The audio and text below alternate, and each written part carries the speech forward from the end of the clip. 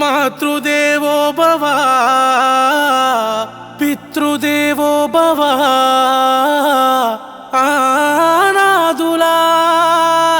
సహస్రలింగేశ్వరా దివ్యక్షేత్రం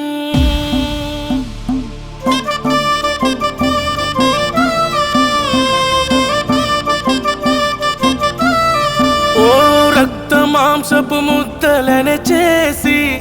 ప్రాణమే నిలవడాయువు పోసి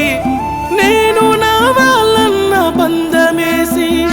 తీసుకొని పోతవుర శివకాశి ఓ రక్త మాంసపు ముద్దలనే చేసి